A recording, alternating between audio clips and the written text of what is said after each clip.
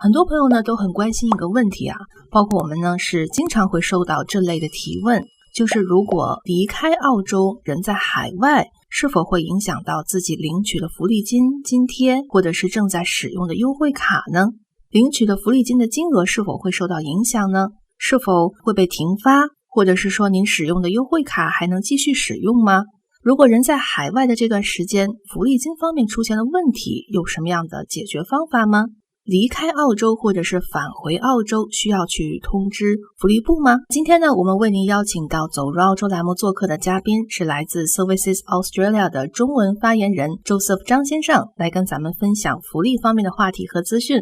Joseph 啊，咱们先来关注很多朋友都很关心的一个问题，包括我们时常也是收到很多提问，就是如果离开澳洲，人在海外，是否会影响领取福利金或者津贴，以及正在使用的这个优惠卡？那可否先请 Joseph 大概先跟我们来介绍一下这方面的情况好吗？可以的，没问题。对，我们呢的确是有规定，就是如果你是在领取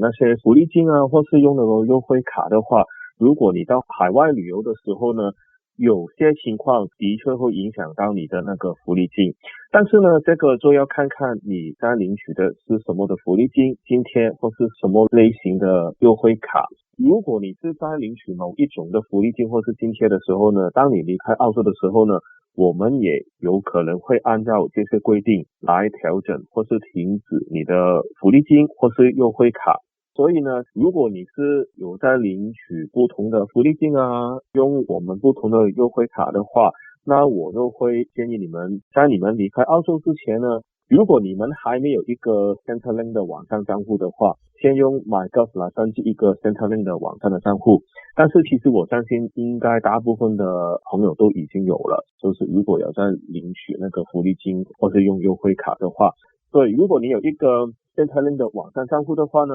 你在海外的期间还是可以在网上看到你的信件呢，还有用到我们其他的服务，也可以用你这个 Centrelink 的网站的账户来告诉我们你的旅游计划，比如说你什么时候打算出去，什么时候回来等等这些的。那如果大家想要更多方面的了解这个方面的情况资料的话呢，也可以去我们的网站 Services Australia.gov.au Payment Overseas，然后呢，你去到我们这个网站的时候呢，就可以找到更多有关海外旅游如何会影响你的福利金的资料了。谢谢 Joseph 的分享。那 Joseph 今天提到的这些网站呢，我们的网址呢也会放在本期的走入澳洲栏目的下方，这样呢方便朋友去查询。那接下来咱们就来关注一些被问到比较多的问题，好吗 Joseph？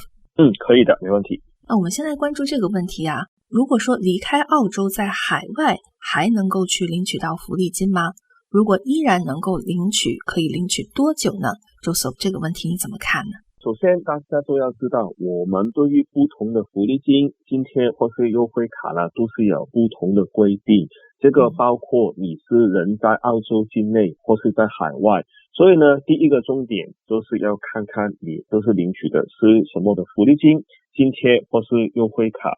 另外一个当然你要看的就是你会出去多久，然后你出去的目的是什么了。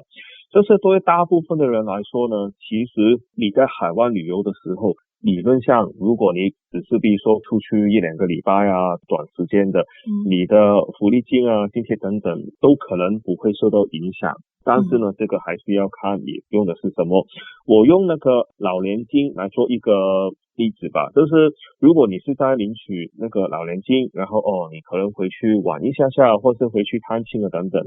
基本上你的老年金还是会一直发放，不会有太大的影响。但是这个呢，就要看你回去多久了。可能有一些朋友说我想在澳洲这边先住半年，然后回到去另外一个国家也住半年，或是可能出去2-3个月啊这样子，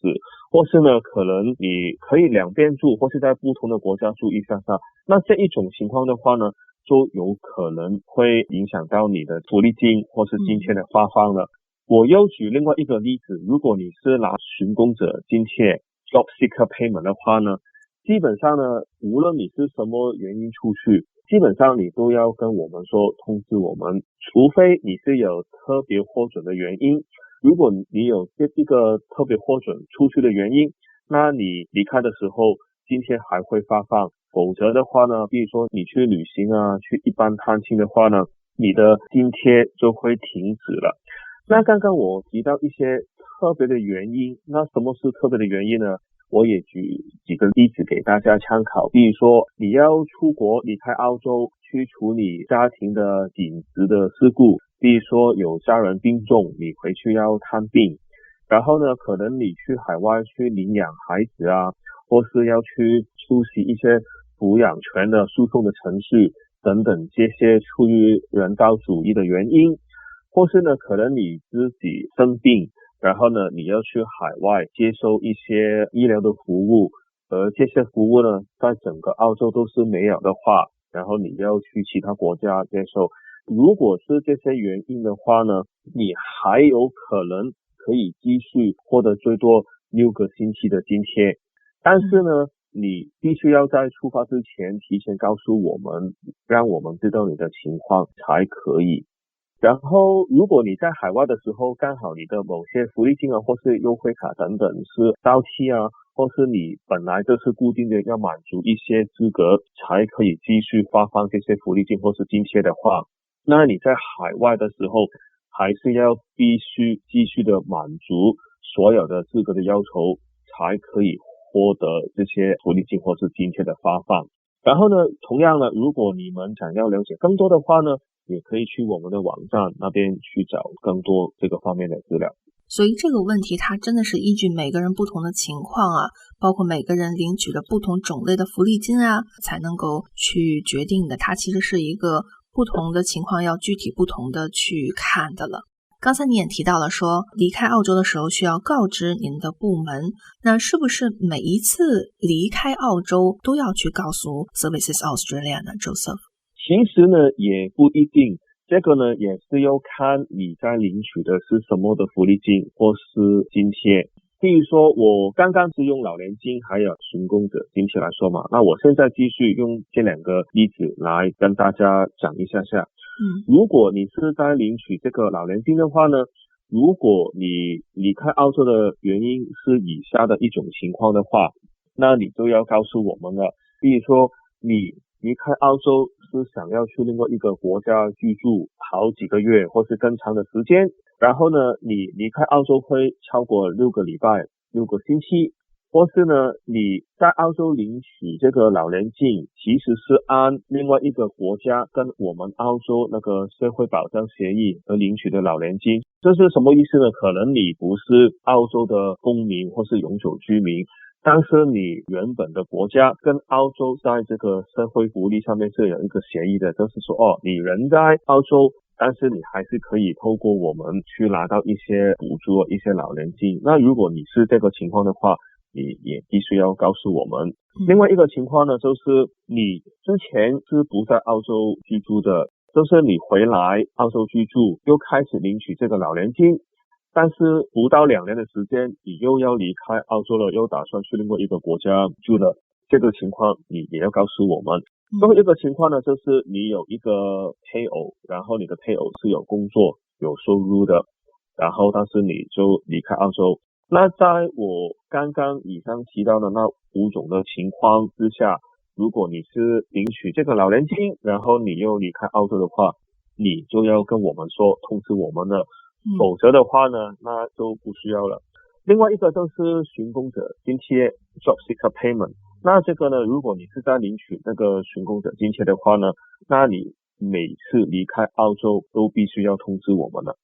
所以这个也是根据您所领取不同的这个福利金或者津贴，最终来决定您是否每一次离开澳洲需要告知 Services Australia 部门的。那您说，如果有一些朋友他在离开澳洲去海外之前，他们应当做些什么呢？您有什么建议吗？大家离开澳洲之前呢，你要确保你最好是有一个 Centrelink 网上的账户。如果你已经有的话呢，那就没问题了。确保你在海外的时候也会记得你的密码，就是你可以登入你的 Centrelink 网上的账户。如果没有的话呢，那你在离开澳洲之前呢，可以先用 MyGov 来登记一个 Centrelink 的网上的账户。这样子呢，你有一个Centrelink的网上的账户之后，这代表尽管你人在海外，但是你也可以随时透过你的手机，透过电脑去登录你的账户，然后去看你Centrelink的记录啊，看到你的信件或是有什么问题的，你也可以用我们的服务。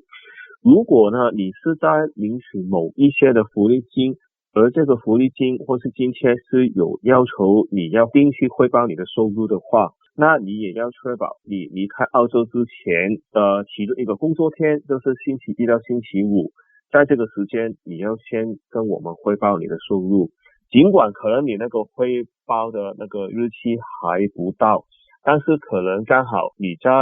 需要汇报你的收入当天，或是离开澳洲出境之后才需要汇报，但是我会建议你最好还是离开之前先汇报你的收入，否则的话呢，我们得不到及时的消息的话，我们可能会延期发放你的这个福利金。对，所以这个也是很重要。谢谢 Joseph 的建议。那假如说有一些朋友他领取的这个福利金的种类啊，是需要他离开澳洲去海外之前去通知您的这个部门的 Services Australia， 那么最好的一种通知您部门的方式是什么呢？您可以跟我们分享一下吗？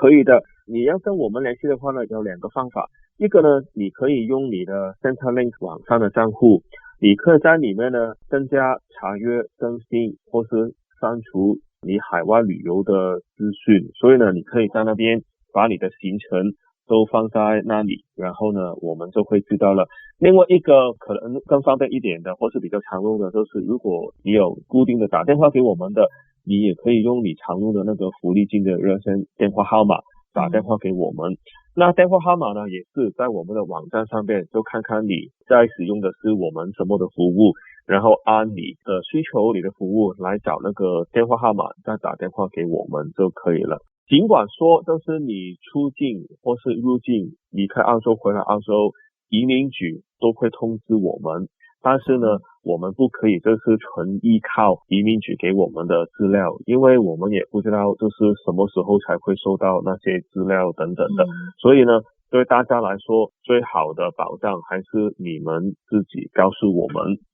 用 Centrelink 网上账户或是打电话告诉我们，那我们就可以确保我们可以最及时的就收到你们的资料了。明白，所以如果我们个人能够及时的去告诉 Services Australia 您的到海外出行的这个计划，那么就会及时的把您的这个 case 呢处理好。那刚才咱们说到的这个是离开澳洲之前啊，需要向您的这个部门去说一下，那回到澳洲的时候还需要告诉您这个部门吗 Joseph？ 一般来说呢，对大部分的听众来说应该是不需要的，就是你回来的时候不用告诉我们，但是如果你有以下3个情况其中之一，那你回来的时候呢，你就需要跟我们联系了。第一个就是你在海外的时候，你的福利金或是优惠卡停止了，就是没有再发放给你，然后在你回到澳洲之后都还没有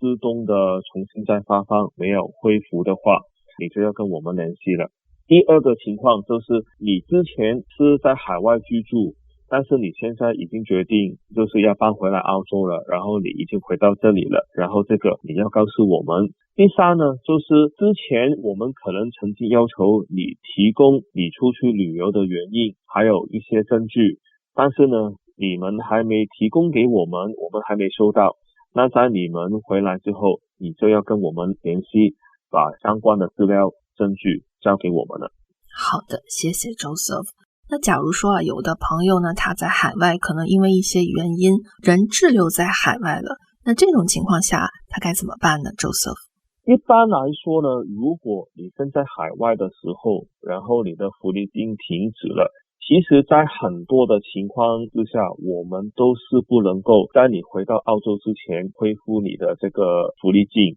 所以呢，其实要等你回来我们才可以处理。但是我们也理解有些朋友可能因为一些没办法预料、没办法估计的情况的因素而无法回到澳洲，那在这种情况之下呢，有可能我们也可以延长你的那个福利。这些什么因素呢，都是没办法预料的，比如说生病了，然后有什么意外等等没办法马上回来澳洲，或是可能也是有一些自然的灾害啊，可能你身处的地方，举个例子，可能水灾、火灾、台风，或是好像之前 COVID 等等这些情况没办法回来的等等，但是也是情况都不同了，所以也是要看那个什么情况。然后呢，除了刚刚我说的那些因素之外，另外一个呢，如果你是身处一个跟澳洲有国际社会保障协议的国家 International Social Security Agreement， 或是呢你是在领取那个刚才的津贴、单人的育儿津贴，或是因为照顾有领取福利金的伴侣而领取照顾者津贴 Carer Payment， 如果你是有这些的情况发生在你身上面的话呢，我们也可能可以延长你的福利。那在这个方面呢，如果你们想要更多的资料的话，也可以去我们的网站 servicesaustralia.gov.au/international 可以了解更多有关 Centrelink 的国际服务的资料。 OK， 好的，谢谢 Joseph 的分享。那对于咱们刚才聊到的这个话题啊，就是有一些朋友离开澳洲人在海外是否会影响到领取福利金津贴，或者是说您正在使用的这个优惠卡的这个话题， Joseph 您还有什么建议啊，或者是说有一些嘱咐想要再跟听众朋友们分享的吗？刚刚我跟大家分享的资料呢，都是一些非常一般的那个资讯，大概的情况。大家都知道我们部门有很多不同的福利金、不同的津贴、不同的优惠卡，然后呢大家出境旅游的情况也不一样，所以呢如果你不确定的话，我会建议就是在你安排你出国旅游的计划之前，你可以先打电话跟我们联系一下，告诉我们你的情况，然后呢我们的员工呢都可以按你的情况告诉你们的接下来的安排是怎样，那你就可以非常放心的要做你们要做的事情，然后你们也知道你们离开澳洲之前或是回来之后有没有需要跟我们联系，那你就可以做好完全的准备了。好的，谢谢 Joseph 的建议。